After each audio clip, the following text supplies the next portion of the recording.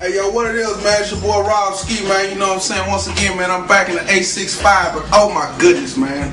Look who I done stumbled up on the 865, y'all, man. A legend, the presence, man. You know what I'm saying? Mr.Serv On. Yeah, y'all know him. What's up, man? Just out here in Knoxville, man. Just where people wouldn't expect me to be doing, what people wouldn't expect me to be doing. So, you know, that's how you get ahead in the game. Right, man. So what brought you to Knoxville, man? Well, a while back, man, I got, hit on MySpace from some little guys and checked his page out. Wanted to know if I'd do a song with him or whatever, whatnot. And I checked the page out. I liked what I heard. You know what I'm saying? The guy, Jay the Ghost, guys from Backwoods. So, and a lot of people in the game these days, man, they play games. I want to do a song, want to do something. So I'm like, yeah, okay, whatever. Next thing I know, besides money in the track being there, when I asked for it and what I asked for, next thing you know, it's like, why don't you come out here and let's do this, let's do an album together. What would it take and different things, and at the time I wanted to get away from everything, and this was kind of like a good place. And again, Izzy, Jay, they kept their word. It was like, we're gonna get you here, you wanna come here, you wanna get away, come out here by us and do what you need to do. And in the meantime, they was mixing the album from the album, and the album even came out yet. Actually, the album, they the only ones that ever heard it. And they was doing that in the process, mixing, engineering, and all that. Before you know it, we like, okay, I'm going back home and sitting back, and then it was like, I gotta shoot. These guys always kept their word, and before you know it, I'm out there shooting videos, finishing up their project, shooting videos for their project, Southern Keys that I've done right along with them, just co-signing really that these guys is the real deal. Cool, man. So what has Serv On been up to, man? Where you been at, man? What was Serv On, man? Back for good. It's like 1 or 2 projects, and I got other things I'm doing, clothing stores and stuff, jean stores for women, clothing for women, and what I'm saying, and different things like that, because women spend money, men spend money on women, so I want your money, and that's what I'm saying. But, and I got been writing movie scripts and things like that, and just a lot of different things, man, that was like kept me on the under, that I was able to chill with my kids. So that's cool, man. So, man, speaking on the whole No Limit thing, man, what the story, I don't guess a story or whatever really happened came out, but what actually really did happen? Can you speak on that? What was the thing behind that? What it was, man. I think at a time when you get to a certain level, and I think P. We were all close, and it was always a close-knit situation. It wasn't just Master P, a brain behind it. It was everybody's work, and and he taught us a lot. And so we were so used to being close-knit doing what he's doing, and then it got to a point where I think he really didn't feel it much no more. I guess, I don't know if it was like, okay, I'm not trying to die in this and whatever, whatnot. He wasn't feeling all the craziness in the game, and he started playing ball, which got him away from the company, which left the company being run by one of the execs who really didn't know anything. And so, how that game goes. And so, the closeness wasn't there, the more the family wasn't there, the more it was like one person over here with his crew, one person over there with his crew, and it wasn't what it was. And then the kind of backbreaker was when the producers, when they had their beef with P, and they just went separate. Everybody, was like, I'm not working with no other producers. And then, people start taking sides here and there. I'm not doing this and doing that. But contrary to what people said, about he got rid of people, he didn't get rid of nobody. Everybody that left there walked off on their own. And some went to jail, some things happened. You know what I'm saying? I mean, people just, after the producers left, and I got caught in the middle because 2 of the producers were my producers, KLC and Craig B. They were guys that I brought.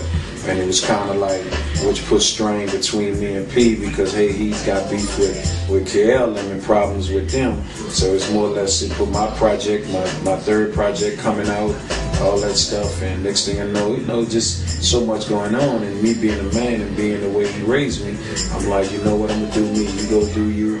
Thank you for what you gave me, and I'm gone about my business. You know what I'm saying? And that's how most things happen. Everybody was like, I'm gonna go do me, but he didn't get rid of everybody. Like people was talking, he was in California. You know, he wasn't nowhere around us when everybody started going their ways. So for the, all the little radio stuff that I know, he did a few things, and it was like he got rid of people and knew no limit and all this other stuff, man. And, people walked on and they went their ways, you know what I'm saying? Right. And that's how that happened, man. It wasn't that you don't get rid of something that, and he loved money. He loved money more than he loved the rap game. And you don't get rid of something that was helping you see 13, 14 million a year, a month, not a year, a month at one time. So you think about that. If you love money more than you love music, you know what I'm saying, you're not going to get rid of all that. So contrary to what y'all heard, none of that. And, so that's how that went. That's cool, man. Hey, man, describe that atmosphere, man. You know what I'm saying, that y'all was in, man. Because it looked, from the outside looking in, it actually looked like it was actually a positive atmosphere, but it was just high octane, man, like, all times. I say it, and I'm sure a lot of people gonna see this. None of the labels out here right now, none of them, and I mean none of them, and I'm not stuttering when I say none of them. Every label that y'all see, TV or not, I don't think they have the closeness that we had. We wasn't just family, we knew each other, everything we did together. It was, you was in studio, when you left studio at 4:30, everybody had to go play ball together, whatever. You know what I'm saying? And we stuck with each other, and we kind of kept that outside atmosphere, away. And so even when it came down to doing albums, if he came in and said, need I say more?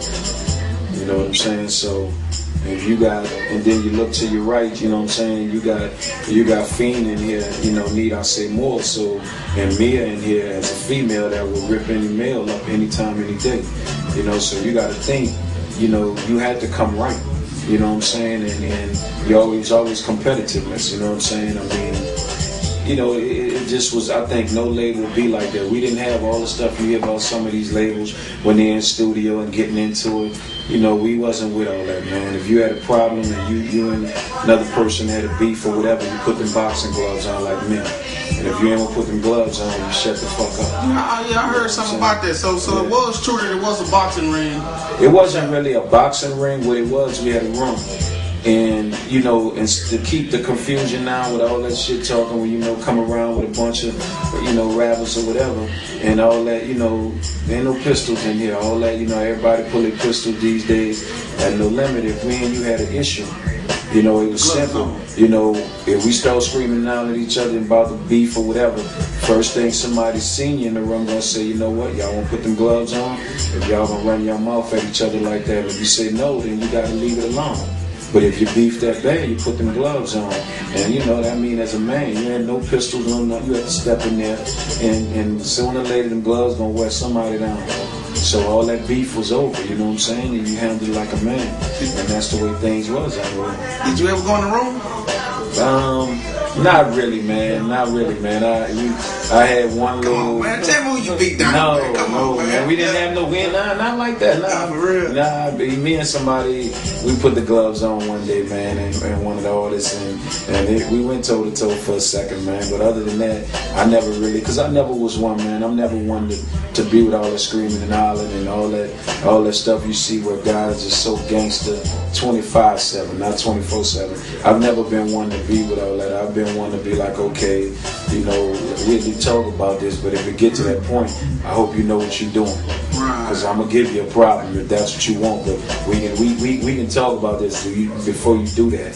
And so I never really got into it with people at No Limit. I mean, I was always that one really trying to say, hey, y'all don't do that. And had seniority from P to be like, if I'm not here, man, make sure these things are handled. So, I never really, had one little thing and it was toe to toe, and we did each other, and it was left for his men. And that's what we did.